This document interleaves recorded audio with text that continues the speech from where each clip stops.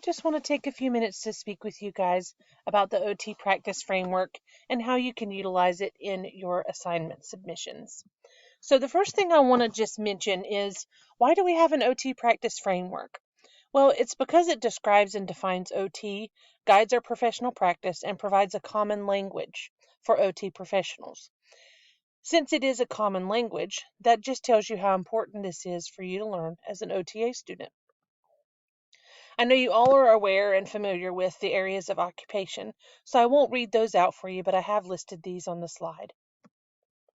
Definitions and examples of each performance pattern are located on page 41 in the OT practice framework. So your habits, your routines, your roles, and rituals are definitely things that you could easily use in many of your case studies. Looking at what specific automatic behaviors or habits does the case study exhibit? Are there any routines that are discussed or maybe that need to be put into place? Does the person have trouble sleeping and they need to maybe establish a bedtime routine in order to be able to go to sleep at night? Then your roles, those are various things that we take on as human beings, whether that's the role of a mother, a student, a sister, a brother, a father, etc. And then your rituals, those are symbolic actions with spiritual, cultural, or social meaning. So those vary from person to person. But again, would be a really easy way for you to include some OT practice framework language in your submissions, especially for case studies. Then you have your context and environments. So there are several different types of contexts and environments: physical, social, cultural, temporal, virtual. So you guys need to kind of become familiar with what those are so that you understand what falls under each area. And you also need to remember that your context include more than just your environmental factors. They also include personal factors.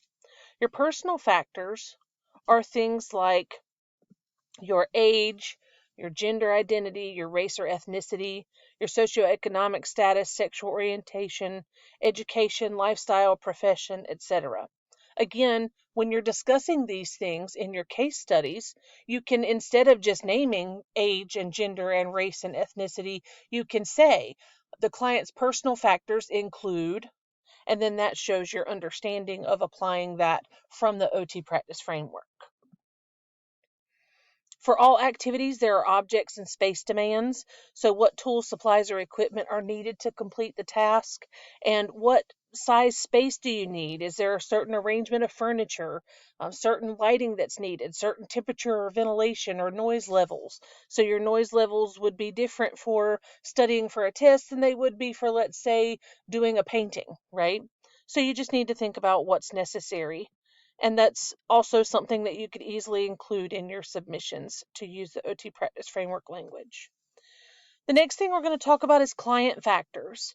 So you have your values, your beliefs, and your spirituality. Your values develop from cultural experiences. So they describe what the client believes or feels is good, right, or important to do. Those are very important things to discuss and that you guys often discuss, but you don't necessarily label them as values. Knowing that that's what these are, you'd then be able to use this language in your submissions. Beliefs, then, are cognitive content that describe what the client thinks is true. Then your spirituality is sensing a connection to the moment, to the self, to others, to nature's, or to the significant or sacred. So with spirituality, you're looking at finding or describing a sense of purpose or a sense of fulfillment.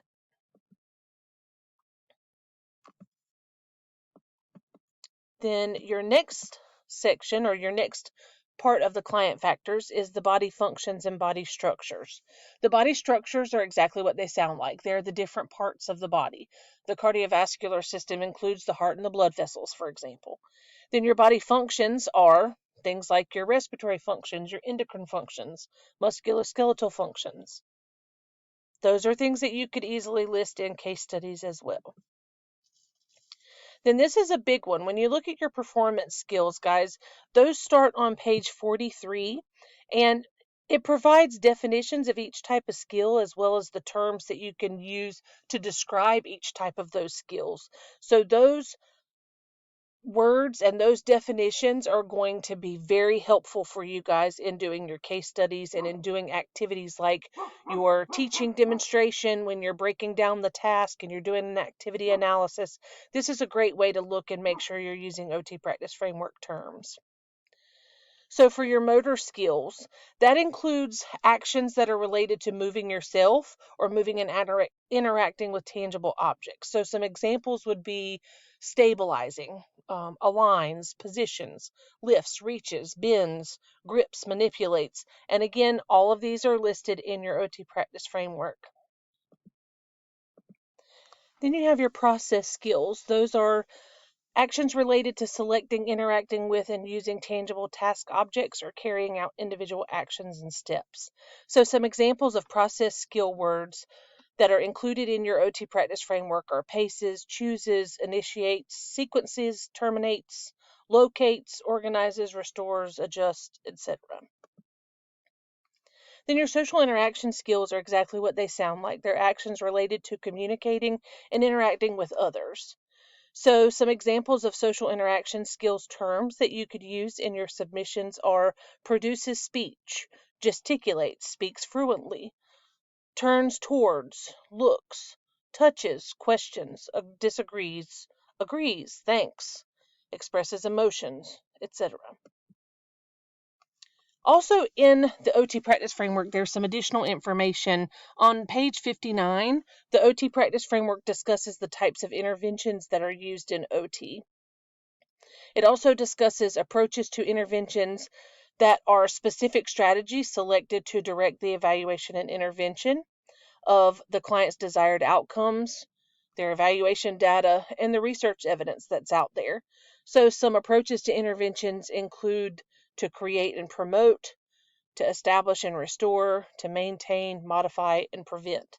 And again, when you guys are talking about treatment plans, you can talk about, you're working to establish and restore these skills, or you're working to modify these tasks to increase independence. These are the terms that you guys want to become familiar with so that you're utilizing them in your projects and assignments and various things that you're turning in throughout the program. And I've listed here the reference for the OT Practice Framework so that you can easily look it up via the DOI address, but you guys should have access to it through your AOTA membership. If you guys have any further questions about the OT Practice Framework, please feel free to reach out to me and let me know. I'll be happy to help.